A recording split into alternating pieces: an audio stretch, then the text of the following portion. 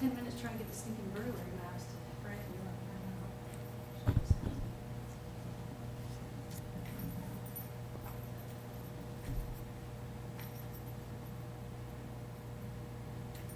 I know. Hello. Welcome. How are you? Good.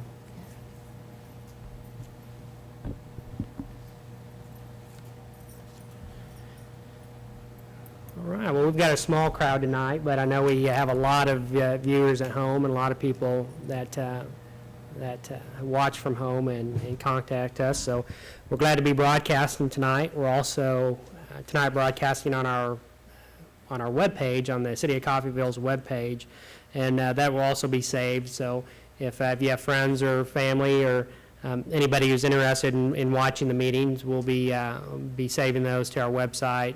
Hopefully we'll have them on our Facebook page tomorrow, and also be rebroadcasting on Channel 13. So welcome. I would like to just reiterate a few things and for our citizens here in Coffeyville, and remind everyone that the police department does have a Facebook page, and I encourage anybody to sign up, to go in and like our page. We put out a lot of different information.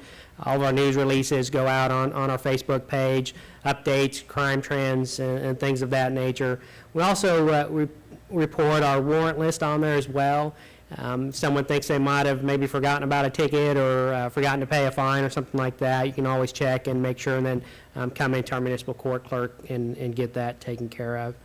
You'll find our monthly crime maps as well. Those are on our web page, on our Facebook page, and if you come to our neighborhood watch meetings, you also have those here tonight that we provide. So if you're interested on the burglaries and things like that are going on around Coffeyville, certainly check that out. And then last, I know we talk about Nixle quite a lot. Nixle is our emergency notification system. It's a great system. It's absolutely free to sign up. If you've got a text message plan, it might cost you a text message if you're paying by the text message.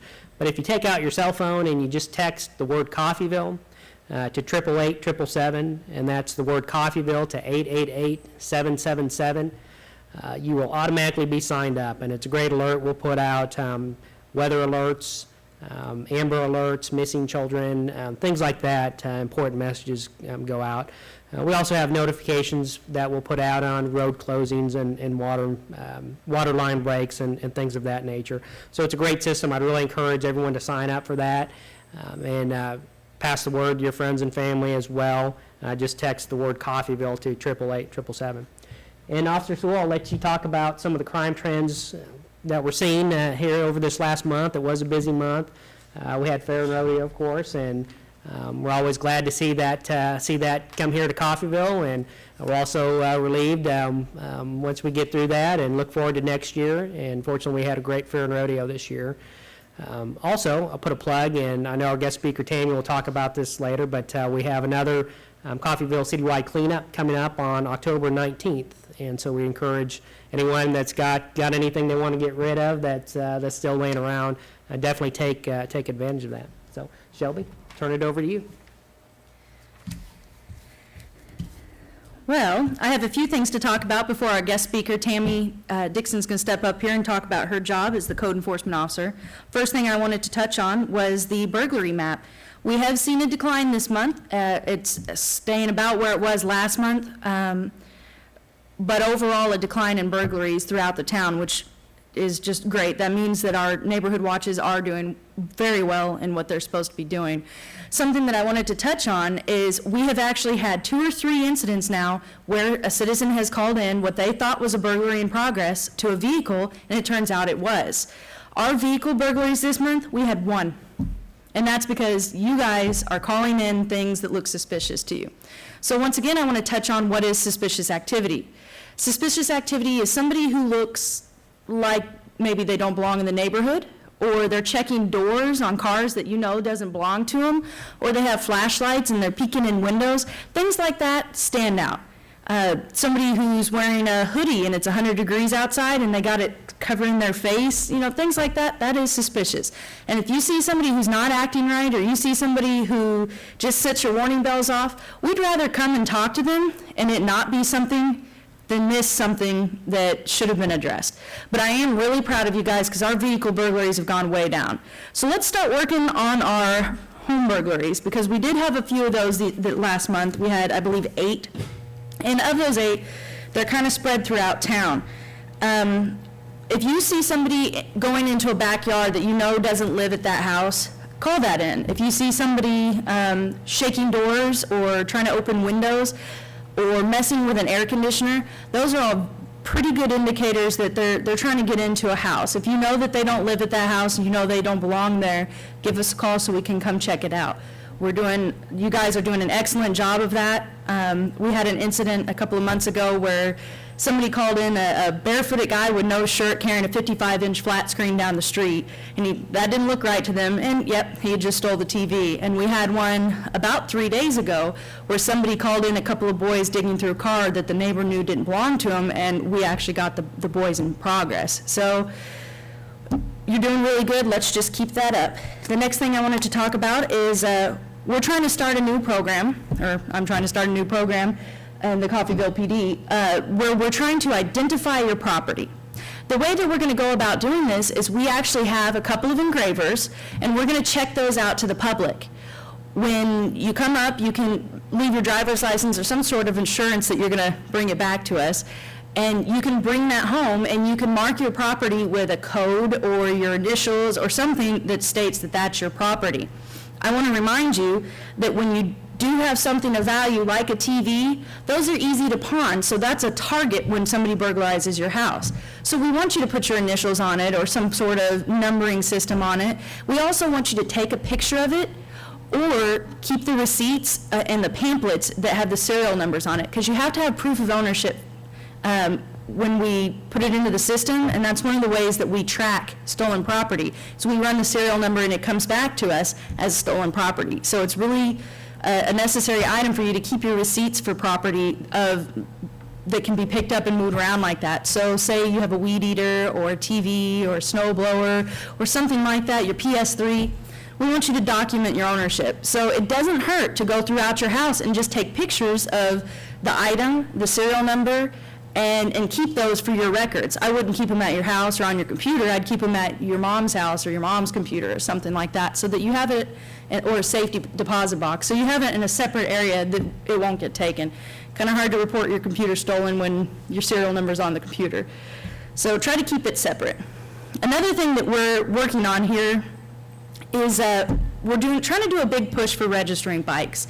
I actually have one neighborhood that is having kind of a bike register marathon, and I'm going to come down there this coming Sunday, and they've invited all the neighborhood kids, and I'm just going to sit there and register all their bikes. We're going to put on stickers, and we're going to document who owns what bike. That way, if a bike is stolen or borrowed and dumped somewhere else, or let's just say they run to the park, they forget their bike there, we pick it up. Now we know who it belongs to. It'll have some sort of identification on it. So that is a program that we've always offered here, but we're trying to get it a little more well known so that we can start getting some of these bikes back to kids, because that was the highlight of my childhood, was having a bicycle. I was always on it. So we want kids to have their bikes. And if anybody doesn't have any questions, I'm going to go ahead and open it up. Yes, sir? Hey Shelby, do you want to talk just a little bit about the crime trend we saw last month with the storage unit? Oh, yes, I was going to talk about that. Last month, we had an interesting crime trend. There was there's 2 specific different storage units here in town. The owners were going to their storage unit, and they were trying to open it, and they couldn't get the lock open. And after a while, they realized it's because it wasn't their lock. Burglars were cutting a lock. They were getting into a storage unit, and then they were putting a lock back on it. So we are suggesting that if you have a storage unit, go out and check it, make sure that your lock is still the one on it, and if it's not, go ahead and report the burglary to us. It was a crime trend that we did see, and when I started talking to other local law enforcement, it sounds like that this is actually a group that is traveling around, and they're hitting several different towns, including Missouri and other local areas. So it is a crime trend that we're seeing, and we are asking for people to go ahead and check their storage units to make sure that they haven't been broken into. Anything else? All right. Well, we do have a guest speaker. It's our code enforcement officer, Tammy Dixon. She's been in her job for a whole year now. Still feels like she's new. So I'm going to open it up to her. Hi, it's nice to see you guys tonight. My name is Tammy Dixon, and I am the city's code enforcement officer. I took this position approximately a year ago this month. I'm under the supervision of Fire Chief James Grimmett, along with an administrative assistant, Rosemary Sortor, and we're located in the fire department. That's confusing to a lot of people. A lot of people come to City Hall looking for me. You need to come to the fire department if you're seeking our office out. I've been making an effort to better educate anyone I come in contact with out in the public of how and why cases get started and kind of the process in which we go through. And the crux of my job consists of nuisances, blights, weed lots, junk vehicles, signs and right-of-ways. So if you think about it, my job is basically what you can see on the outside, okay? So for instance, if we talk about a nuisance are the conditions of the landowner's property. So it consists of things in your yard, on your front porch, overgrowth of plant matter in your yard, anything that doesn't belong in a yard, indoor furniture, trash, rocks, garbage, building materials, clothes, anything of that nature that is on the outside, either in your yard or on your porch. Blights are structures. So that's dealing with structures that have fallen into disrepair and either become hazardous or have a blighting effect on the neighborhood. It could be a house, a garage, a shed, a wall, a fence. And basically what we look at in blighting cases would be like the foundations, the roofs, the windows, the doors, anything, the siding, what kind of shape, the outside of the house is in. We also look at junk vehicles, which basically I only handle junk vehicles on private lots. If they're in the street or if they're parked in a yard and they're mobile, then you're going to call the police, you're going to call Shelby and Chief Celeste. If they're a junk vehicle and they're on private property, and junk could be it's not tagged, it's not insured, or basically it's not mobile. It has to be able to be utilized for the purpose you bought it and intended it for. So if you have a vehicle sitting on your property and it doesn't have an engine in it, then it's not mobile. If it has flat tires, it's not mobile. And so I'll go through kind of how we go through each one of those cases. Signs would be anything placed in the right-of-ways. That was one we've just kind of started to enforce, and yes, all of these ordinances have been in place for years. It's just maybe some haven't been as high priority. So to get an ordinance passed, I get this question: Do I create ordinances? No, I follow the ordinances that are set before me. To get an ordinance changed or an ordinance put into action, you have to go through the city council, and there's a process there. So we'll talk about kind of the way, if you get a letter, what you can do to handle that. Weed lots is the season we're in now. So we also handle all of the grass that has grown over the 12-inch limit that you're supposed to keep your grass abated below 12 inches. So basically, let's start with the weed lots because we're in season of weed lot right now. A weed lot letter you'll get only once a year. Okay, so even if you got the letter in April, if you read that letter, it'll tell you we're only going to send you one warning in that mowing season. So 2013, if you got one in April and we came out 10 days, it'll give you 10 days to abate your grass, and we come out and you've done that, we close the case. It remains on file though, saying we've already sent you a warning letter. So say then in May we spot your grass again. You're not going to receive another warning letter, and that confuses a lot of people, but if you read the letter, it'll tell you that. If you come out of compliance in May, then you're going to have a contractor show up on your property. Now, if they get there and it's already mowed, I get tons of tickets that say already mowed. Those cases close. If they get there and it hasn't been mowed, they're going to mow your lawn, and there's going to be a charge that follows. If you got a letter, a weed lot letter, and there was a problem, your lawnmower was down, you just got back in town, you can always contact me. I work with people every day, all day on, we have no way of knowing if your mom's in the hospital or if your lawnmower's down, but if you call in and speak to us, we're more than willing to work with you guys. We're willing to come out to the citizens. I'm always willing to come out to houses. I go out all the time. If I get requests to come out, I'll always come out and visit with you. If you get a nuisance letter, that's a little different. A nuisance, remember, is anything you see in the yard that doesn't belong there. You're also going to get a letter, but you're going to get pictures along with it and kind of an explanation of what we spotted in your yard. Don't be upset about the standard letter that comes out. It's going to name anything that shouldn't be in your yard. We're not saying you have that in your yard. We're saying we're educating you on what can't be in your yard. You're going to pay attention to the pictures and what we've stated. That we'll give you 10 days. I'll come back out to see if it's been abated. We take pictures again. If it hasn't, you'll get a second letter on a nuisance, okay? And it'll be a certified letter, and it gives you another 10 days. If at that time I come out or I don't hear from the homeowner saying I'm having problems, can you give me an extension or can you work with me on this? If I don't hear from you, then I'm assuming that it's going to be our responsibility to come out and clean it up. Then at that point, we'll come back in and we put contractors out on bidding. They go out and bid the property, and we send a contractor out to clean up your property, and a charge will follow, okay? A blight's a little bit different. A blight, you're not going to get a letter from me. You're going to see a pink, probably the first notice you're going to know that you have a blighted house or a blighted structure is you're going to see a pink placard on the property. And then it's a matter the next time, unless you contact me and we can work outside the court system, the next time we're going to handle the blight will be in court. We'll go to court and a third party will decide the blighting effect on the neighborhood of the structure that we've spotted. We're also willing to work with people on blights. If you see the pink placard or you have any questions, if you call in, we'll be glad to meet you out there, explain to you why the house is blighted.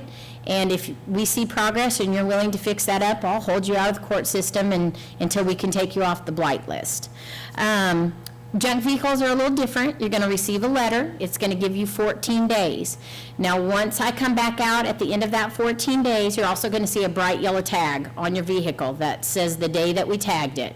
Once you receive that, and it's been 14 days, if we come out and the junk vehicle is still there and it's still untagged or not mobile or whatever the reason we cited it for, we're going to call a towing company, and the towing company is going to come, take your vehicle, and then from there on out, you're dealing with the towing company. We have a contract with them, and so then it's out of the city's hands. They do their due diligence that the state requires in order to contact the registered owner of the vehicle. Also, some positive things that we've been trying to do, along with trying to enforce the ordinances that are already in place, are offering the cleanups that Chief Celeste offered earlier. The city has been really wonderful from the time I took office. Some of the questions were, what would you like to see? And I was like, I would like to see some money spent on offering people a way to get rid of things that they've collected over the years that it's anymore to go to the dump. It's pretty economically, it's not feasible for a lot of people. Those have gone extremely well. We've had so many volunteers, companies throughout the city, the fire department, the police department, that come out and help. One thing I'd like everybody to remember is if you cannot bring your property that you're trying to get rid of down to the actual cleanup site, there's a number on all of those flyers that come out in your city electric bill. If you open your electric bill and you don't pay attention, you're missing our flyers that we're sending out telling you of the cleanup and how to get a hold of somebody. It gives the number to call so that we can organize a volunteer to come out and get your property to bring down to the cleanup site for you. You don't have to show proof of disability. You don't have to show proof of income. You just have to state, I don't have a way to get my property down to the cleanup, and we'll gladly put you on a list to come out and try to help you clean up whatever it is you're looking to get rid of. I don't know, some of the things that probably confuse people the most during some of the cases are, for instance, we'll go back to the blights, which is on the properties themselves, on the houses and garages. A lot of people assume once the pink placards are placed on the property that that house is coming down. That's not what the pink placard states. The pink placard states that it's been cited as a hazardous or unfit house or shed or garage, whatever, and that the property owner has the right to come forward for the court hearing and either make the improvements or make their case in court and it'll be decided. So if you get a pink placard on your property, it doesn't mean we're taking your house down tomorrow. Go ahead and call in. It gives our number on there to talk about the case. I think another thing that has confused some people on the signs or the sign ordinance is there are different right-of-ways set back on different streets. So for instance, on the neighborhood streets, you can pretty much guess if you have a sidewalk in your neighborhood, the sign should be set back behind the sidewalk. Some neighborhoods don't have sidewalks, so if it's in question, you can always call us and we'll come out. Different right-of-ways, some might be 30 feet, some might be 70 feet. It depends on when, I'm thinking what it depended on is when that neighborhood was brought into the city and how the utilities and everything were set at that time, in that time period. So if you have a question about signs, and where they go, you're more than welcome to call me. I'll be happy to answer the questions. Or if you have a place that doesn't give you a marker like a sidewalk, I'll be more than happy to come out and show you, look up what your right-of-way is and come out and show you. Another thing we're trying to make a big push for is on this season's WeDOT letters, I've taken the time to type every single time, you are responsible from the middle of your street to the middle of your alley. If you take the time to drive down Coffeyville's alleys, they've kind of been forgotten about. It is your responsibility, whether you have a privacy fence or any kind of fence, it's your responsibility to abate any of the overgrowth or the weeds on the other side of that fence. A lot of people say, so I have to take care of the street. No, but on a whole, if you think about it, I've called many cities. I called a lot of our surrounding cities to see if the ordinance is basically the same. They are. We're not saying you have to maintain the pavement out in your street. What we're saying is if there's trash piled on your curb right outside your front house, then yes, as a citizen, we'd like you to take the time to abate whatever trash is outside on the curb. If there's grass growing up over your curb, yes, it's your responsibility. We'd like you to go back to the alley and take a look at your alley. If you have a lot of overgrowth where people can't drive down the alleys or weeds that are as tall as your fence, yes, it's your responsibility to take care and abate all of that in the back of your property also. Do you have any questions for me? I'm trying to think of, that's probably the most confusing things for people. Tammy, if I see a violation, how do I get a hold of you? You call the fire department at 252-8621 or 251-6149, and you can ask for me. If I don't answer, I have an answering machine. I get messages all day. A lot of times Rosemary Sortor will answer, and they'll get a message to me. So you just call down there, and I'll be more than happy to listen to whatever you might be seeing. Can I remain anonymous? Yes, yes, you may. All right. And I believe that we also have a website that you can go on? They're looking at trying to condense and make the ordinances a little bit more understanding. That's underway. There is a Coffeyville website that you can go to. There's not a lot on our site yet, just due to the fact that they've pulled them all out. There are lots of ordinances. A lot of them are outdated. A lot of them are from way back when. They're trying to kind of bring them together to make them a little bit more understandable. And at that point, I believe they're going to put that on that website. Thanks, Tammy. I think there was maybe some confusing information that was out earlier about the cleanup Okay. on the 19th, and it absolutely is going on. And Yes. I think the only difference was that, and correct me if I'm wrong, that you will not be accepting household hazardous waste. Is that really the only change to the cleanup this time? That's correct. And actually, we didn't accept it the last time. Some people got confused about that. We did go ahead and try to take some. The Coffeyville cleanup is funded by the city of Coffeyville, you and me, all of the taxpayers, okay? So the money is there, it's been set aside, it will go on. The hazardous waste part of the program is funded by the county. Okay, so that's a whole different set of funds. And they're only allotted so many funds in a year to take the hazardous waste that come in from all of the county, not just Coffeyville. So they did a great job. They came to our first one and they collected a lot of hazardous waste, which we were able to get out of our city and into the appropriate place. However, it looks like their funds are not going to be there unless something changes. We'll let you know. But the citywide cleanup is funded. It is on. The police will be there taking prescription drugs. We'll be there taking anything that you can bring besides rocks and concrete that can't go in dumpsters. We're going to have the tires down there again. So everything basically the same, except for the hazardous waste and chemicals. Great. And if anybody wants to volunteer to help out, who would they call? We had the Young Business Group housed all of our volunteers, and I believe they are going to do it again for us. I haven't heard for sure, so I don't want to volunteer her, but she did a wonderful job. So we'll get that out. If not, and you have any questions, you can also call Red Cross, because they're housing a lot of our, that's who you call to get your name on the list to get your property picked up that you're no longer in need of or no longer want. But they did a really great job, and a lot of the businesses that got involved, they brought trucks and trailers, and this is all volunteer.